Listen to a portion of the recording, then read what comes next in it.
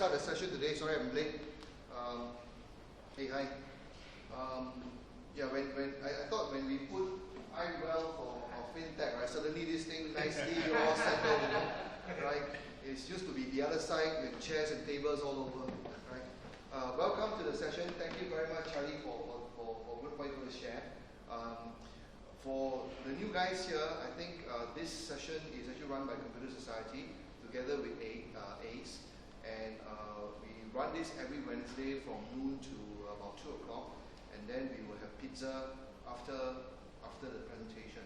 Right? Today I only have Charlie, right, and I'm going to speak a bit about a startup probably after Charlie's session, and perhaps maybe what I should do is to let Charlie kick off first. Charlie's an old friend of mine, right? Interestingly, he is in wealth management, right? But off with ComSci as well, right? And so he's one of these technical guys who has gone and made money in the banking area. So when I asked Charlie to share, I think he's going to talk a little bit about the FinTech, state of FinTech in Singapore. And perhaps what I'll do is I will pass it to Charlie, right? Thanks, Charlie. Anyway, ladies and gentlemen, thank you for taking off your busy time to come here and attend this talk. When Chuck asked me to give a presentation to share with you all, normally I usually give talks on investment, equity investment, late stage funding, IPO, and all this, that kind of things. But today it will be a bit different.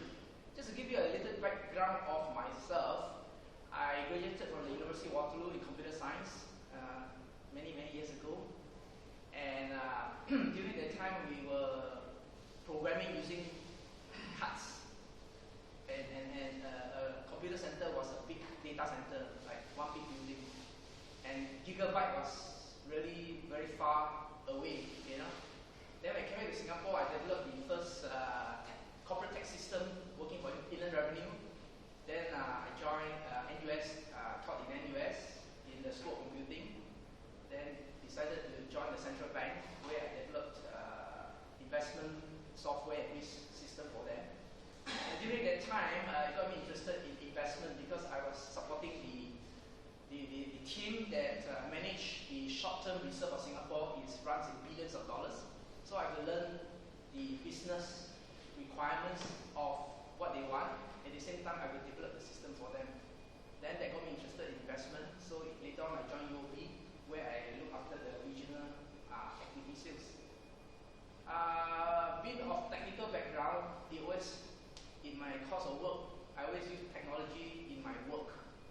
But at the same time, I'm always mindful of looking for the sweet spot, right? At the end of the day, we want to make good money as soon as possible, and then we can pursue our other interests. Started out, but it's just an idea now, which intend to build a suite of cutting-edge personal financial literacy software for users. So I developed an iWealth app that allows users to check his credit worthiness, assess financial health, manage wealth, and plan for retirement. So the iWealth has a social media network platform, and also it allows you to tap on the knowledge of a community of successful investors, financial experts, and investment gurus. Okay? So the web app feature is it has templates to capture basic detailed financial information, such as your money income, case saving, automatic tools to generate key financial health benchmark, automatic tool to assess the credit worthiness of the user. Okay? So in future, the psychological tests and also generate reports and tools which allow the community to rate you in terms of what is your credit rating. Let's say, for example, today you approach your community of friends in Facebook.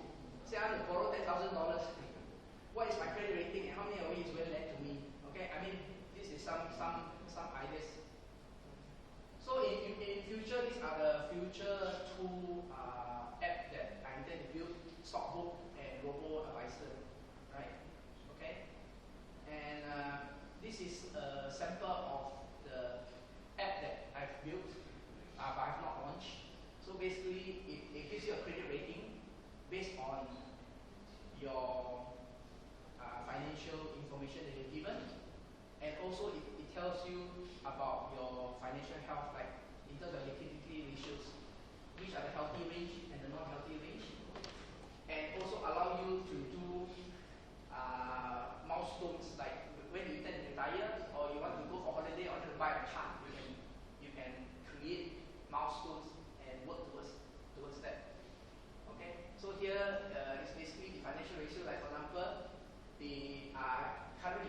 interest of 24 months. Now, how many of you knows how much you must set aside for rainy days in case you stop working? Right? What is the number of months you need to set aside? 6. Yeah, okay. So yeah, quite. So 6, right? So based on this person's profile, is a bit too, what I call save too much 24 months. It's not a bad thing, but it might mean that your money is not working hard enough for you because you need 6 months, you put 24. Then if you're so kiasu, maybe 12 months. The other 12 months, you buy Singapore savings bond, right? Something like that. Okay. Then it also covers your assets and liability and everything, income. Okay. And then it goes for each. For example, your assets, you take your current money in cash in the bank, savings, and all that. So it captures all that and display for you your net worth and all that. Okay, and your liability, right? And this income and expense. Okay, and even your insurance policies. Okay. Sorry, the previous one was a property, and this one is insurance policies. What are the insurance policies you have? Then budgeting.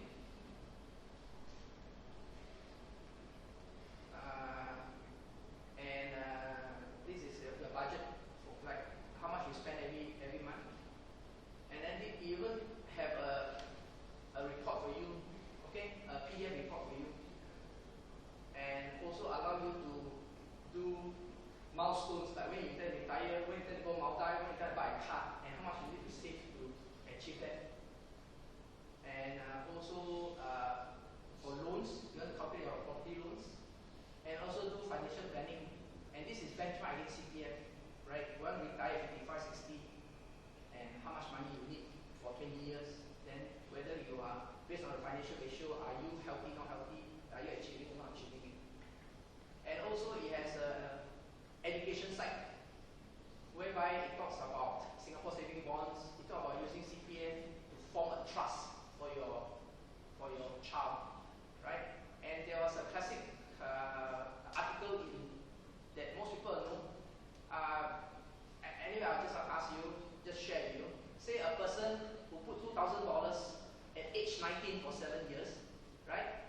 Versus somebody who put 2,000 at age 27. Okay, so this person, he put at 19 years old, he put $2,000 into an investment that make 10%. Was it 10%? Okay? And the other person that and after 7 years, at age 26, he stopped putting 2,000. Right? That means he put 2,000 for 7 years. The second person start putting money at 2,000 until age 65. Alright? So if you sum with the same return of 10% also. So if you sum the returns made by these two persons, including the capital, after 65. The first person just 7 years, 2,000. After 7 years, he don't put any money. The second one, after 7 years, at 26, he put money. At 27, he put money until 65. Every year for 2,000. So which of the two you think has the most money and return? Any takers? The first person? The one who started early. Yeah, okay. It's counterintuitive. Most of the people I asked, they think it's the second one because he started at 27, right? 2,000 until 65. Almost Longer period. almost 30 over years of putting in the $2,000. But the first person who put at age 19 to 27 and stopped, he makes more money than the second one. So it goes to show that when you start to save for yourself or for your family, right, and put into some safer investment, right, which is out there, it's only educating yourself and finding it, you are actually planning for the future. So these are all very examples of financial literacy we hope you share. Okay? So you start early, you get better return. Okay, then there's also a social media, social part whereby you can create a circle of friends and post to each other. Maybe somebody wants to get married, you want to buy presents. So if everybody buy for him rice cooker or buy for him this photo frame, so you get 10 photo frame and 10 rice cooker, right? So using this social media, part of the financial planning, then you can say, hey, I want the following list of presents, and people can budget where's the best hotel or place to have your wedding or the best holiday, and then contribute towards his wedding budget or something like that. Okay? So this is how you, I mean, it's a bit of social media part. So with that, I end my presentation and hope that this gives you a flavor of what I'm trying to do in the area of financial literacy. Okay? So, any questions? Yes? Thanks for the talk, Charlie. It's very interesting. I'm most curious about the automation of the financial data. Yes. Are you proposing that your app will connect with all my investment accounts, bank accounts, and display that on the dashboard? Okay. Currently, because what I'm doing is just a proof of concept, right? So what I try to do, I take a bit of different approach. So what I try to do is, with my technology background, I got the students to develop what I think is the market wants, but taking into considerations what's happening in the rest of the world. In the US, have you heard of this company called Mint? Yeah. So Mint is already doing it, and in 2008, and they exit at $170 million US. So I'm already very behind in terms of trying to do this, because at the end of the day, even though I want to do it as a social enterprise, but if there's no money to be made and we are just building it, it doesn't make sense.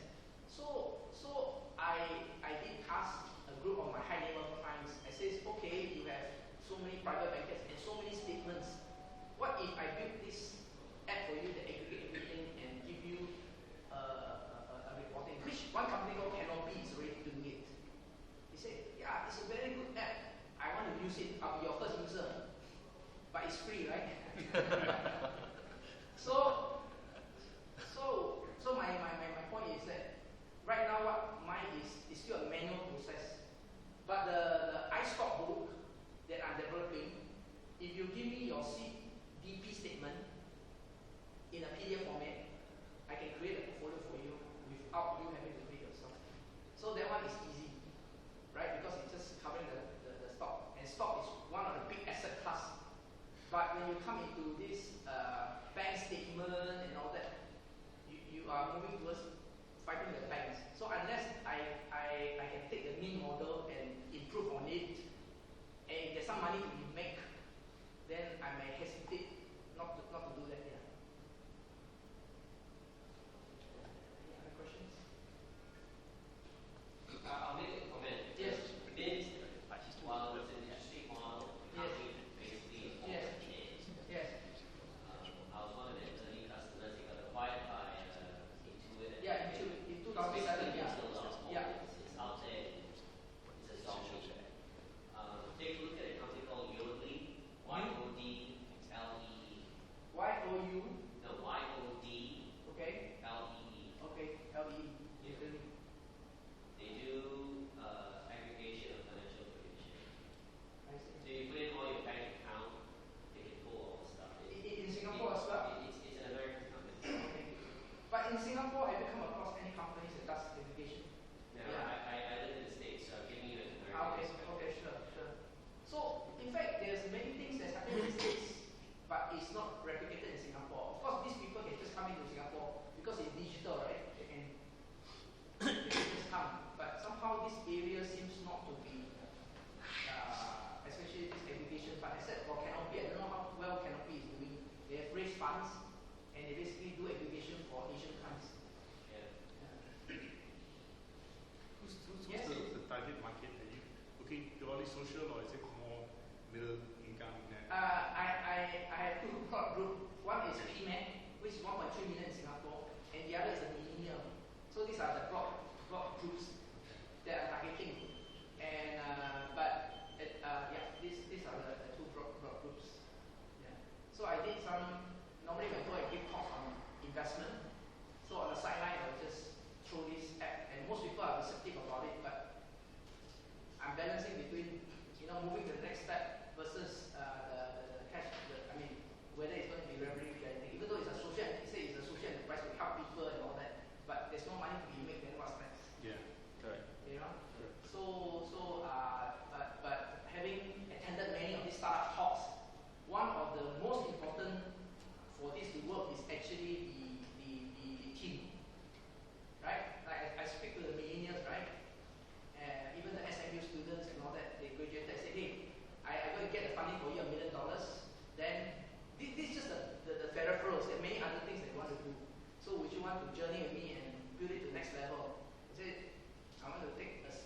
3 weeks holiday in Europe first. Come back, think about it.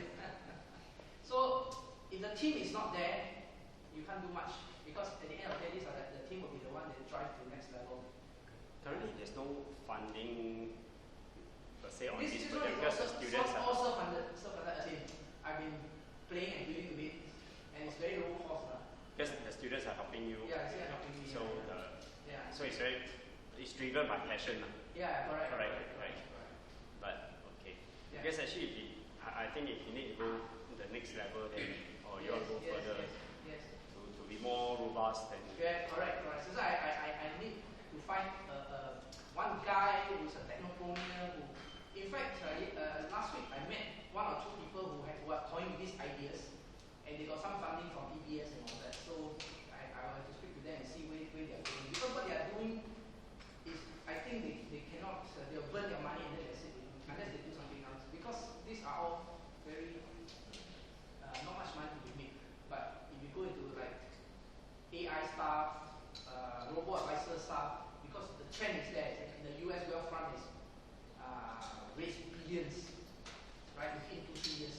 So if you move towards that direction, you have a role to play. I mean, that's why I think, yeah. You have a question? Yeah. Have you considered throwing in the will writing? Will writing? Yeah, because that would be very useful. Correct. Yes. Right? Very useful. Yes. Second thing is, I don't know why we want to target PMETs. These are the very group in Singapore that's getting retrenched. Yes. You only do financial planning, yes, right? In yes. a meaningful way when you have a regular job and a regular income. Yeah. Now these people are struggling, they are Yes. retrenched. This is the last thing they will look at, they're looking at survival. But I believe that Unless you have a debt reduction plan, a debt reduction advisory or counsel, which they do need because they will get into instant debt. Yeah. That is probably a year of their income. Yeah. You know, 2-3 years of unemployment. Correct. So how do they structure? How do they negotiate with banks and things like that? Okay. I think that among the PMET, if you talk about 3% unemployment rate, right?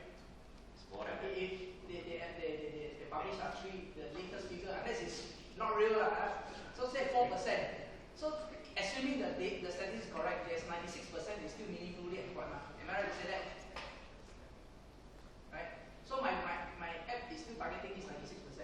Now having said that, I try to target them early. Remember the 5 problem statement that MS came up with about targeting students and all that?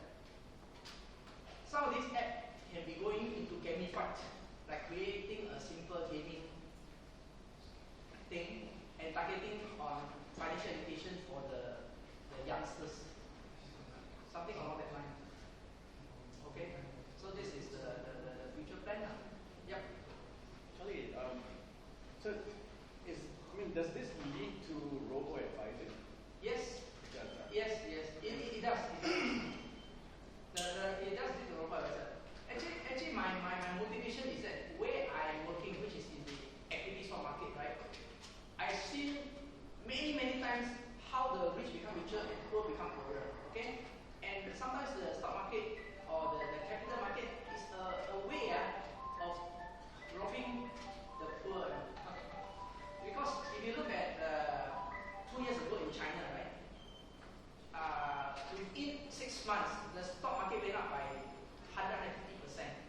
And the people selling it are the owners of these companies. So there was billions of dollars just transferred from the poor to the rich. Because each of them got $50,000, $30,000, $80,000, right?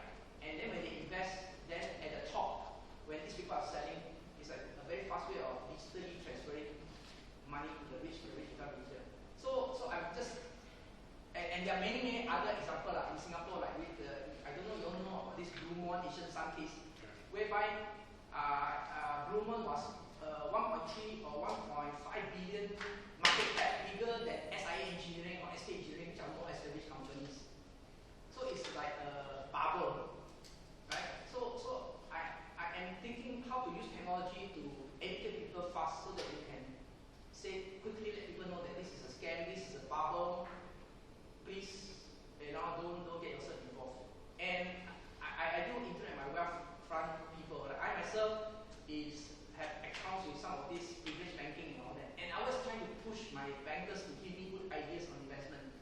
date, I have not received any. So I don't blame them. It's a very tough, challenging business, right? Because I'm looking for return and yields, right? So I know where to look for somehow. But when I come on the expert, after telling my risk return profile, they throw me the highest risk investment. You know? So sometimes I say I have to structure something, they don't accommodate. So this is one example. So I hope using technology it can at least change and target the PMAT and the millennials, whereby I'm sure there's a group of good people out there who is willing to share certain things that might be beneficial from them. So you won't, just like I have a banker friend. 3 years ago, he tells me, hey, put $10,000 in my business. Say, business, gold. Put money in gold. And he's a banker. You know, what he did is he go and put this, the one that got scammed. He put money and he paid like say the price is $100, he paid 110 premium. Why? Because the fellow buyback from you guaranteed $98. But you buy it at higher price. I said, why I do that? He said, because people make money because this is investment, it's small money, I can afford to lose. And you lose 10,000, everything. And he's a banker. Alright? So through this financial literacy app and all that, if I can get the interface right, the messenger right, and capture the right trend, I hope that I can create a community for people to educate each other. Okay? Any other question? Okay. Thank you. Thanks, Charlie. Yeah, that's interesting. When we talk about financial literacy and investment, everybody's interested. Okay, just 2 points, right? 1 point on the PMATs. Yes, officially it's 3%. Right? Unofficially, I don't know, right? But whatever it is, tomorrow, the Computer Society is actually launching a program for the senior people who could potentially be coach and career guidance, career guides for the IT industry, right? So it's actually quite interesting because what happens is that, as David rightly brought up, there are a number of displacement in the IT industry, and basically what we want to do is to see how we could actually help those guys. One, to see whether if we could re-guide them into different areas. 2, prevent that from happening in the next maybe number of years. So I'll keep you guys updated. What they're doing is that they are working with WDA, and WDA is actually going to provide some lessons. So David, you might want to catch up on that because they are going to give or they are sponsoring coaching sessions actually, right, to this senior IT people to actually help out in the IT industry. The other point is that I don't have a startup today to pitch, but what I promised the startup is because they are busy back in the office. The startup actually has peaked here before. The name of the company is called Noggin, right? So what they do is actually returning data back to the individuals, right? So basically today, all your data is kept siloed in Facebook, LinkedIn, Fitbit, and all the different applications, right? So what they do is that they provide a infrastructure where you can actually suck in, because as an individual you can take your own data back, right? But the problem is that when you take your own data back, what are you going to do with it, right? So what they are doing is to provide infrastructure for you to put your data in there, right? And they are building 3 layers. The first layer is to help you harden and secure your store so that you won't get easily hacked, your data won't be easily hacked. And how they're doing it is that they are using technology which actually containerize each of your own data. So what it means is that to the layman is that if someone hack into their database, right, they have to hack each individual container, right? So if they hack the thing, they can't take everybody's data away, right? So when they manage to hack in, then they're going to hack again into each of your own container. So it's making it a lot more difficult. What they're saying is that it's almost impossible to prevent hacking, but they protect it as much as possible, right? So the first layer they built is the hardening. The second layer is metering, right? Meaning how you guys can monetize your own data. And the last bit they do is actually a marketplace, meaning that, you know, if let's say Lever Brothers or Unilever wants your data because they are selling, you know, dandruff shampoo, you know, right? Today what they do is they do a main blast, right? Everybody, and they don't know who you are. But in this particular case, right, if you do have dandruff and you're willing to sign up with Unilever, and Unilever say, for your data, I will give you free shampoo, let's say for a month, right? And you say, okay, let's do the trade, right? Then you provide the data for Unilever to mine, and then you get a free shampoo, right? And until you say, I don't want free shampoo anymore because my dandruff problem is solved, then you just cancel the sharing agreement between you and Lever Brother, right? So there's some form of, how would I say, monetization, you know, for the data you have created. Now it's not stopping Facebook to sell your data and Google to sell your data, right, for advertisement, because they also own their data, right? But what we're saying is that, is there a possible, or what they're saying is there a possibility for you to take your own data back and monetize it somewhat? Because this project is actually based on the research from Cambridge, right? And when you talk about data privacy, they felt that data accuracy, data privacy is actually related, right? Now, if let's say Google is selling your data, why do you want to keep the data accurate for them, right? But if you are benefiting from your own data, you will want your data to be more accurate, right? So that you can actually benefit from monetizing it yourself, right? So what they're going to do is that they are going to actually ask for help from you guys, right? So probably in the next month and a half or so, right, they will send out a survey to you guys, and I think the survey has to do with your startup and privacy, right? So they're going to measure, you know, how do you guys feel about privacy? How does a startup actually take care of privacy and so on? And if you guys participate in that survey, they will give you back the results, right? What they have found out, right? So if you guys are all right, you know, they would actually send you guys an email probably in a couple of weeks' time when they're more ready for that. Okay. The other thing is that next week we are extremely fortunate, right? We have Joe, right, who's going to share a little bit about tips on presentation, right? His experience with that, and he's the expert in that area. And the other guy who is sharing is actually Naresh, who happens to be back from the Valley, you know, for a couple of weeks, right? And he's going to share his experience, right, in actually starting up a company in the Valley versus starting up a company in Singapore, and what are the similarities and differences. He will share his experience on that. So it's an interesting perspective next week. So please do spread the word and come, right? Unfortunately, I won't be around. I'll be in UK. So I hope the video will work next week for me so that I can see from UK, right, the session, right? And Dick is trying very hard to make sure that all the steps, you know, press this button, press that button, cut here, cut there, you know, it will work, all right? That's all I have today. Any question for me? If not, thank you for coming, and pizza is ready. So, pizza is not here yet. All right, thank you very much.